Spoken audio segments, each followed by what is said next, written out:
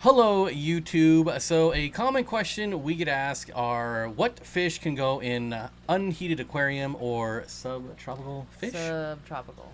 Subtropical.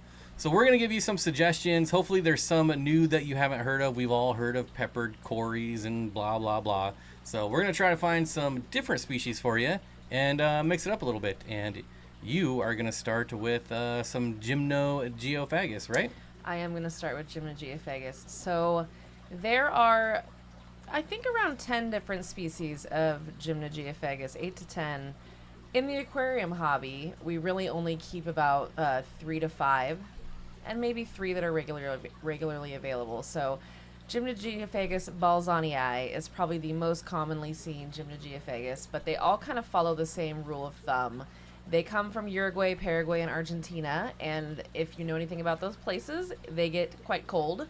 And as a result, the water temperature drops quite a bit. So it gets down into like even the high 50s, low 60s, and these fish thrive at a temperature of around 60 to 72 for about, I'd say, about 6 months out of the year. So you can pretty much break it up half and half, where you're more than welcome to keep them at regular aquarium temperatures, 75 to 80 in that range, but they really love a good, like, high 60s, low 70s. And you'll probably see more spawning activity if that's your goal. If you keep them at a lower temperature, those drops really serve them well.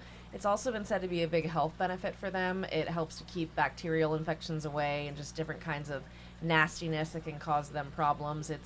It's just overall really good for their health to give them a temperature drop. And they could do room temperature all year round. So if you want to keep them in an unheated aquarium, that's why they're on the list. They'll do quite well for you. And that goes for the other species that you see in the trade, like the Rhabdotis, Labiatus, Gymnogenus, and Terra purpura. So they're all great options, and if you see them, take advantage of seeing them and get some, because you don't see them often, and they're great fish. I concur. They're very cool cichlids, and they should be more prevalent in the hobby. Yep, perfect size too, that 3 to 5 inch range. So go get them. So I'm going to give y'all a little tip. If you're tired of your heaters blowing up, you're tired of frying your fish, that's why we're making this video. The fish you want to look for fish in North and Central America, because those are going to do really well in cooler temperatures. And what a shocker, all my fish are going to be in this region. So I'm going to start out with the Tequila Goodids, not the Tequila Goodids, although there's spoiler alert. I'm going to start with the Trout Goodaids, So good. if that's how you want to pronounce it. So these are a very thick, kind of longer, robust library. I like describing fish as thick. They are so thick. they come from really cool streams in western Mexico. They get about 4 inches, and they're called trout because they resemble little miniature trout. They do. They are a schooling fish. If you don't have enough, they can be a little nippy, but overall, they're pretty dang peaceful. And while I will never suggest this, here's a little tidbit. We had ours in an outdoor tub that froze over, and they lived through it. So, they can go pretty cold, not for long periods, but they're when I say robust, they are robust. Their natural diet includes algae and small invertebrates, so a varied diet is very important to them, and very easy to keep, very beautiful fish, and always a favorite. All right, next on my list are going to be rice fish. Now, who doesn't love rice fish? I don't know many people that aren't just completely in love with them if they know anything about them. And another huge plus to these fish is they can survive freezing temperatures. They come from Japan, freezes there all the time. It's a very regular occurrence for them in wintertime to have things be freezing. So we actually had a batch of rice fish that we kept in an outdoor tub, and there was 2 inches of ice, and they're still swimming around underneath, albeit a little bit slower. Now, if you're wondering, yes, they were in the same tub as the trout goodies. Yes, they all lived together, and they all were doing everything just fine, just a lot slower than they normally do it. So that is a normal thing to see when you have a fish in cool water, especially a fish that's outside in freezing cold water. You're going to see slower movement, less eating, just that the whole cycle slows down for them. But the rice fish will live through it all. They are truly an outdoor fish. They do really well outside. I'd say they thrive probably in the like 55 to 75 degree range. You're more than welcome to keep them, again, at aquarium temperatures, room temperature inside. They don't need anything too crazy hot But if you want to keep them outdoors in ponds, indoors in ponds, indoors in unheated aquariums, your options are kind of endless with these guys, and so are your choices. There's every color you could imagine, all different types of rice fish to choose from. So they're excellent. I recommend them to a lot of people who can't necessarily have an outdoor pond, but they want to keep pond fish. You can keep your own little indoor pond or little like backyard patio pond. So they're a wonderful option. Sweet. So many colors. So many colors. Whatever color you want, you can get them in these days. They're increasing in popularity for a reason. Yes. So back to my spoiler alert. The Tequila Goodid or Goodid. I say Goodid, but I think technically it's Goodid, but who cares? You know what I'm talking about. Technicalities in fish keeping. So these guys are actually critically endangered in the wild, which, you want to help them out. Make sure they don't go extinct. Yeah. Gone forever. Get yourself some of these. They get about 3 inches. They're incredibly peaceful. They are perfect for community tanks. They can go down into the 60s safely. They prefer, some good oxygenation, so keep that in mind. Planted aquariums, and Tequila Goodid. So the males display an orange, it's called a tequila sunrise on the band near their tail. So that's where they get their name. I think they're incredibly beautiful. So pretty. And the nice thing about all Goodids that I've kept, at least, they have small spawns, but that means the fry are larger. So both the trout and tequilas will take flake right out of their butthole. So huge plus. Huge plus. Very easy to keep and raise, and just a really cool fish. I love them. They're omnivores. Get some. You won't regret it. You will not.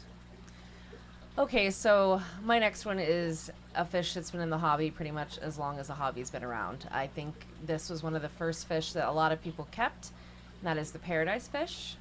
Great thing about these guys is it's not just one type anymore. We have different types of paradise fish. We actually keep black paradise fish right now, and I just love them. I think they're gorgeous. But there's a paradise fish for everybody, and they are kind of similar to bettas in personality. They're gourami. They bubble nest. They're known to be aggressive, although I would never label them as such. We've kept them in communities just fine. They've never bothered anybody. They're wonderful fish, and they do really well at that low, kind of mid-60s, low 70s temp. Definitely an unheated tank. No heater necessary for these guys. I wouldn't say they're an outdoor tub kind of a situation. Not quite that cold. We don't want any freezing temperatures with them, but they're going to thrive in your unheated aquarium, and they're gorgeous fish with really cool behavior. Like I said, they bubble nest, and I think that's an amazing thing to be able to watch and see them spawn that way. All right, so next up on my list is a very, very inexpensive fish that's not around, kind of hard to find, and I have no idea why. That is the Fin Killifish. I have no video footage of this fish, so enjoy staring at this one picture while I talk about this fish. They are native to southeastern United States. The males, as you see, have beautiful blue iridescent coloring and yellow on their fins, and the females, well, they're kind of gray, but still a pretty fish regardless. It is what it is with the girls. They are so peaceful. They're perfect for like little nano desktop tanks because they don't like a lot of flow. They only get about 1.5 inches. They can go pretty dang cool, so lower 60s, and even short times into the 50s, but don't keep them down there. These are egg layers, not live bearers, and they do prefer to be in small groups, but they're great for biotopes. They're great for nanotanks, like I said, and just a really cool little fish, and they eat, they're more carnivore than omnivore, so keep that in mind. It's fun with little fish, I think. I love little carnivores. Yeah, but if you ever come across these guys, I highly recommend them. I think the last time I saw them for sale, they were like $1, so incredibly, incredibly good deal. Okay, so my last one here is one of many people's favorites, I believe, and they're shiners. So there are many different types of shiners. Again, the only shiners that I've ever personally kept are rainbow shiners, and you really, if you know, you know. If you don't, you should. So these are some amazing native fish. It still blows my mind that these fish come from where we live, because I think a lot of times we associate native fish with brown, boring, not a lot of color, not a lot of spectacular anything, but these guys are the complete opposite. The reds and blues when they're spawning are absolutely out of this world. They don't look like they're real life, and they love cool temperatures. So they really prefer it down in the high 60s, low 70s all the time. They can even get down in the 50s without a problem. Again, not sustainable long term, really, to keep them at that temperature. They kind of get a little too, they can get sick. But if you keep them in mid 60s, low 60s, they're going to do just fine. They love flow. That's something else. They come from fast moving, cool water. So if you can give them flow, keep them cool, they're going to spawn for you. They're going to look gorgeous. They're just a fish that I feel like everybody should experience at one point because they're totally worth keeping. And I like to call them top-down fish because if you have them down low, they're a really cool fish to look at from the top. They almost look like little sharks, the way their body structure is, which is something for me that's very appealing. So definitely try them if you haven't. If they're expensive, buy them anyways. Totally worth it. And I think obviously we're probably all familiar with rainbow shiners, but there's a lot of other species out there too that are very pretty as well. Yes. So Look into shiners, guys. Mm-hmm. Take a gander. And speaking of brown, boring, native fish, Yay. you like that segue? I do. I do. Like my next fish is the least killifish, which is not a killifish. It's actually more closely related to a guppy. I think it's actually in the same family as a guppy, but I might be mistaken. I still like them too. Yeah. Even though. So not only are they the world's smallest live bear, they're one of, if not the world's smallest vertebrae. So that's pretty neat. They max out about an inch for males. Females are smaller. They're native to slow-moving waters in southeastern USA. You can find these all over Florida. It's highly adaptable, can thrive in temperatures as low as 60 and even a little cooler. I like that. And this is, again, a very good fish for nano tanks. We have ours in, I think, like an 8-gallon that is just packed full of moss. Yep. And there are little babies swimming around everywhere. I love it. They can eat flake even though they're small, so just crush out flake, micro pellets, small live foods like baby brine shrimp and micro worms. And the other interesting thing about this fish is, unlike other live bears that just kind of poop out 30 at a time, they do one at a time over the span of a couple days. And so it's just an interesting, different... it's very cool. Yeah, it's just a different way. What am I trying to say here? It's exciting every day. You come in and there's new babies every day. They just it's just different. keep pooping them out. I don't know what I'm trying to say, but yeah, It is different. They're pretty cool fish.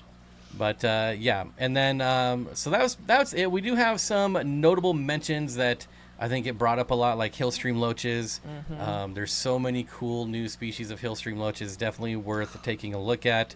Totally. There's red ones out there now, blue fin, red fin. And they're pretty spectacular in real life. I'm using that word a lot because I just don't know what else to use to really cover how cool these fish are, but especially the blue ones. Check out the blue hillstreams. Yep, but they're a little pricey. Definitely a little pricey. Quit breeding them, people, and bring that price point down. Also, there's quite a few different species of Steenfott gobies, like the elegans gobies, that can go into the low 60s. But as well as the hill streams, just remember they come from fast-flowing streams. The gobies can crawl out, so tight-fitting lids. But usually with the faster flow, that means they like higher oxygen. They like cleaner water. I wouldn't recommend either for beginners. But that being said, they're also not terribly hard to keep. You kind of got to give a little bit, right? You're getting the no heater part, but you just need to keep their water clean. So I think it's totally worth it. Another cool fish that don't get a lot of love in the hobby are Lemia species. There is a YouTuber by the name of Fish Tank Barn who keeps a lot of Lemia species, or has over his time in the hobby. So check him out if you're interested in Lemia, but they're from the Caribbean. There's the humpback Lemia, which is probably one of my favorite, the Lemia Paraguay. And the Lemia melanogaster. They can all go down into the low 60s. They're all very peaceful. They're active. They're not shy, and just great for community tanks. And again, they are live bears, so really easy to spawn. And that's all I got. That's all she wrote, man. Any other suggestions for you for now?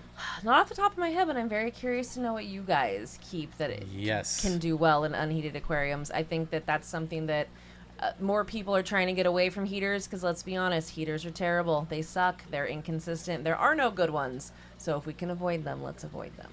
I guess another honorable mention would be rainbow fish. Yeah.